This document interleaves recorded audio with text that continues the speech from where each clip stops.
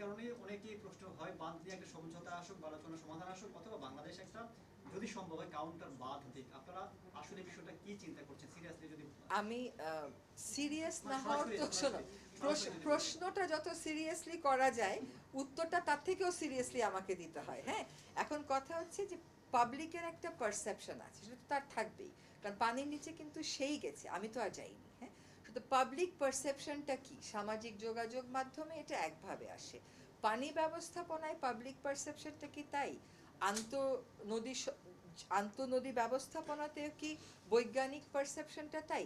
এটা বুঝবার জন্যই আমরা গণশুনানিটা করব। পাবলিক হিয়ারিংয়ের উদ্দেশ্যটাই হচ্ছে এটা বোঝা, নিজেরাও বোঝা এবং ওদেরকেও যদি আমাদের কিছু বোঝানোর থাকে সেটা বুঝিয়ে বলা। আর উজানের দেশ আর ভাটির দেশের মধ্যে আসলে ভাটির দেশগুলো কিন্তু প্রকৃতিগতভাবেই একটু অসুবিধাজনক অবস্থানে থাকে। সেখানে এক সময় আপনি শুনবেন লোকে বাদ দেওয়ার দাবি করবে, আরেক সময় আপনি শুনবেন লোকে বলবে বাদটা সরিয়ে দাও।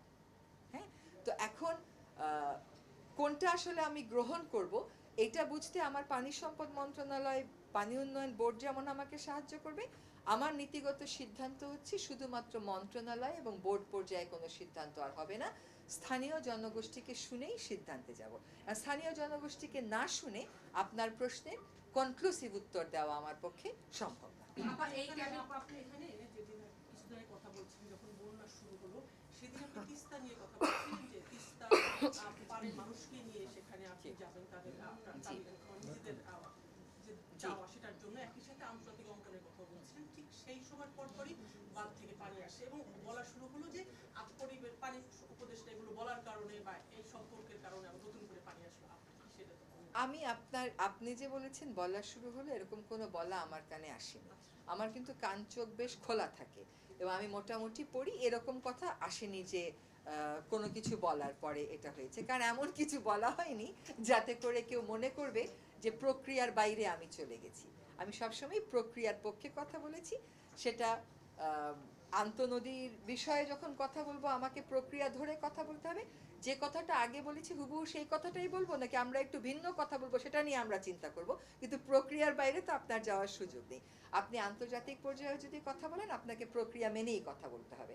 আপনি হঠাৎ করে একজন কাউকে চিঠি লিখে ফেলতে পারবেন না, আপনি হঠাৎ করে একজন কাউকে ফোন করতে পারবেন না, দেয়ার ইজ আ প্রসেস। হাওরের যে রাস্তাগুলো হয়েছে সেগুলোর বিষয়ে একটা রাস্তা নিয়ে ব্যাপক সমালোচনা ছিল যেটা আসলে নিকলি হাওরটা, জি, আমি গতকাল যখন পানি ভবনে ছিলাম সেখানে কিন্তু সুনামগঞ্জে আমাকে এরকম বলা হলো যে সুনামগঞ্জেও বারবার তো বাঁধগুলো ভেঙে যায় এবং প্রতি বছরই আমাদেরকে মেরামত করতে হয়, তো সেই মেরামত যাতে না করতে হয় পানি উন্নয়ন বোর্ড বলল তারা মোটামুটি একটা একই রকমের ডুবন্ত বাঁধই, কিন্তু এগুলো তো মাটির দেওয়া, তারা বলছিল তারা একটু পাকা রকমের কিছু করতে যাতে বারবার না ভাঙে। সেটা আমি বললাম যে সেটা যতক্ষণ পর্যন্ত নিকলি হাওরের যে জিনিসগুলো হয়েছে, যে অবকাঠামোগুলো হয়েছে, এগুলোর প্রভাব আমরা না জানি ঠিক মতো, আবার গিয়ে সুনামগঞ্জে আবার যদি একটা পাকা কিছু আমরা করে ফেলি, হাওর বোর্ডকে জিজ্ঞেস না করে, পরিবেশ অধিদপ্তরকে জিজ্ঞেস না করে, স্থানীয় সম্প্রদায়কে জিজ্ঞেস না করে, তাহলে সেটা টেকসই না হওয়ার সম্ভাবনা আছে। কাজেই নিকলি হাওরে তো আসলে যে রাস্তাটা হয়েছে বলা হচ্ছে যথেষ্ট পরিমাণ পানি ওখানে পাস করতে পারে না, তো তারা বারবার কিশোরগঞ্জের হাওরগুলোতে কি ধরনের প্রকল্প নিয়েছে সেটা আমাকে বললো, কিন্তু আমি বললাম যে যতক্ষণ পর্যন্ত স্থানীয় জনগণ আমাকে সম্মতি না দেয়, এবং আমারও প্রস্তুতি থাকতে হবে। আপনি একটা সমস্যার সমাধান দিলেন, সবসময় যে সেটা যেই কাঙ্ক্ষিত সমাধান আপনি চান তাই দেবে তা না, কিন্তু আমারও মানসিক প্রস্তুতি থাকতে হবে যে যে কাজটা আমি করলাম ওইটা যদি সমাধানের পরিবর্তে আমাকে আরও সমস্যায় ফেলে তাহলে ওইটা আমি রেকটিফাই করব। অনেক জায়গাতেই আপনি দেখবেন পানি উন্নয়ন বোর্ডের অনেক বাঁধের কারণে বলা হয় নদী মরে যাচ্ছে, জলাশয়টা মরে যাচ্ছে, খালের সাথে নদীর সংযোগ বিচ্ছিন্ন হচ্ছে। তো পানি উন্নয়ন বোর্ড যদি একটা প্রকল্প করেও স্থানীয় জনগোষ্ঠীর মতামত নিয়ে, পরবর্তীতে যদি দেখা যায় যে সেই প্রকল্প আসলে যে উদ্দেশ্যে করা হয়েছিল সেই উদ্দেশ্য সাধিত হচ্ছে না, তাহলে পানি উন্নয়ন বোর্ডের ওই মানসিকতা থাকতে হবে যে ওইটা আমরা আবার সংশোধন করব। হ্যাঁ, সে কথাগুলো কালকে অনুশাসন হিসেবে বলে দেওয়া হয়েছে।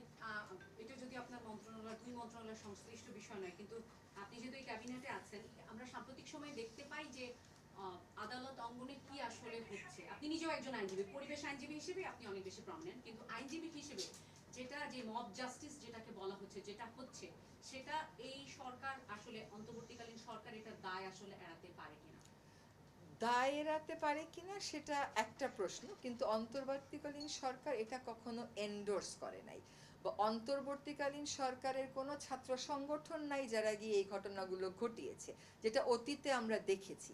কাজে অন্তর্বর্তীকালীন সরকার কোনোভাবেই এই ঘটনাগুলো যে এন্ডোর্স করে না, এটা প্রধান উপদেষ্টা থেকে নিয়ে শুরু করে আইন উপদেষ্টা, স্বরাষ্ট্র উপদেষ্টা বলেছে। আজকে আবার আমাকে জিজ্ঞেস করছেন, আমি একজন আইনজীবী হিসাবে এটা এন্ডোর্স করার তো কোনো সুযোগ নাই, কিন্তু আপনারাও তো সকলেই এই সমাজের মানুষ, আপনারাও দেখছেন যে অনেকগুলো প্রতিবন্ধকতাকে সাথে নিয়ে আমাদের কাজ করতে হচ্ছে।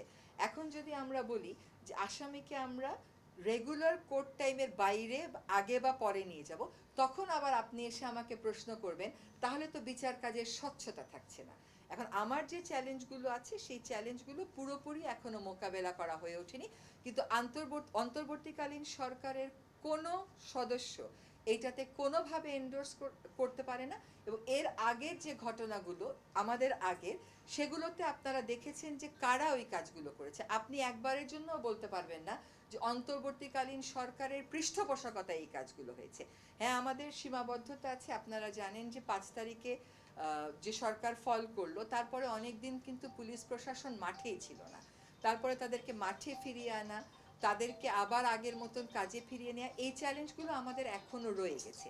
এখন আমাদের আজকেও আবার আমাদের একটা মিটিং করতে হবে যে এগুলোকে আমরা কিভাবে অ্যারেস্ট করব। মানে এটা তো কোনোভাবেই কোনো সভ্য দেশে আমরা মানতে পারি না। মামলার ধরন নিয়েও প্রশ্ন উঠছে আপা। একই ধরনের মামলা আইন উপদেষ্টা এরই মধ্যে বলেছেন সাকিবের মামলা, এবং আমরা সর্বশেষ 52 জন সাংবাদিক, আমি যদি ভুল না করি, বৃহস্পতিবারে দেখলাম, এবং একই মামলার প্যাটার্ন এক, সবই হত্যা মামলা। এগুলো নিয়েও প্রশ্ন উঠছে আপা। এখন হচ্ছে কি, আমাদের সরকারটা না নিয়ন্ত্রণমুখী সরকার এখনো না। কোনো কোনো ক্ষেত্রে আমাদেরকে নিয়ন্ত্রণ আনতে হবে, কিন্তু নিয়ন্ত্রণমুখী সরকার তো আমরা না। হ্যাঁ, আমরা বরং স্পেসটা আরও কিভাবে বাড়ানো যায় সেটার চেষ্টা করছি। এখন আমাদেরকে বিব্রত করার জন্য অনেক রকম অনেক কিছু হবে। যখন একজন ব্যক্তি মামলা করে তখন সেই ব্যক্তিকে তো আর আমরা আটকাতে পারবো না। সে কার বিরুদ্ধে মামলা করবে এটা সম্পূর্ণ তার এখতিয়ার, কিন্তু কোনোভাবেই যেন নির্দোষ কেউ কোনো হয়রানির মুখোমুখি না হয়, সেটা অন্তর্বর্তীকালীন সরকার অবশ্যই নিশ্চিত করার চেষ্টা করবে। আপনি যে বলছেন 52 জন সাংবাদিক, এদের মধ্যে অনেকে কিন্তু আমাদের সাথে যোগাযোগ করেছে, এবং আমরাও, ধরেন আমাকে যোগাযোগ করছে, আমার সাথে যদিও এই মামলা সরাসরি কোনো সম্পর্ক নেই, আমি তখন এটা আবার স্বরাষ্ট্রকে জানিয়ে দিচ্ছি যে দেখেন এই ঘটনাটা ঘটছে। তো যেখান থেকে যত কমপ্লেইন পাচ্ছি সেগুলো আমরা স্বরাষ্ট্রকে জানাচ্ছি, এবং সকলেই যখন মনে করবে সে হয়রানিমূলক মামলার মুখোমুখি হয়েছে, স্বরাষ্ট্র মন্ত্রণালয়কে যেন তারা জানিয়ে রাখে। এবং আমাদের নিজস্ব একটা পর্যবেক্ষণ ব্যবস্থা যে আমরা গড়ে তুলবো, সেজন্য আরেকটু সময় আমাদেরকে দিতে হবে। আপনার পুলিশের বিষয়টা যেহেতু আনলেন, মানে এখন সামাজিক মাধ্যমে পুলিশের যে ভিডিওগুলো প্রকাশ হচ্ছে, সেই ভিডিও দেখার পর এই পুলিশ বাহিনীকে পুনর্গঠন করা আসলে কোনোভাবেই সম্ভব কিনা, বা মানুষের আস্থা তৈরি সম্ভব কিনা এই বাহিনীর ব্যাপারে?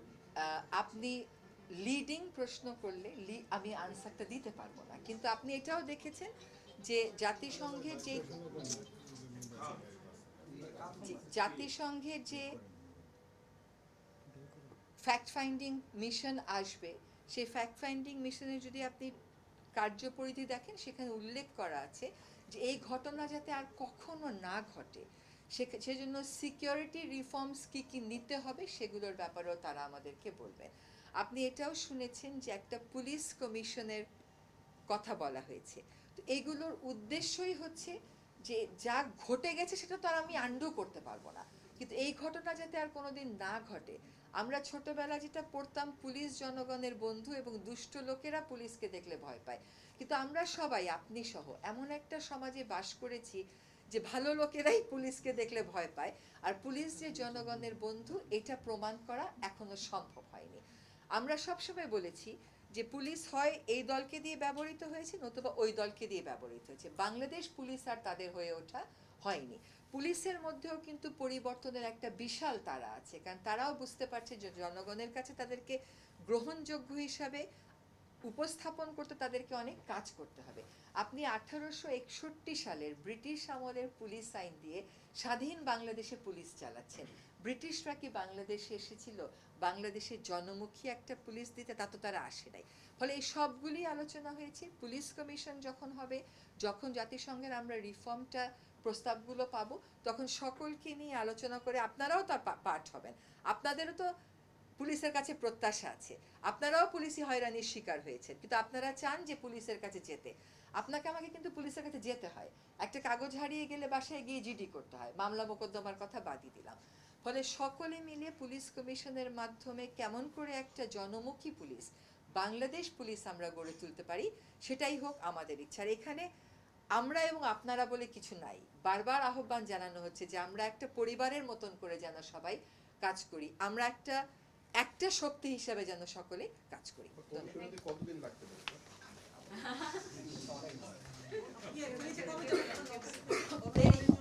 গণশুনানিটা 16 থেকে 20-এর মধ্যে করবার একটা, কারণ মানুষও তো এখন প্রস্তুত না, বুঝছেন না? আপনি ওখানে আমি যাব, আমি তো সারা জীবন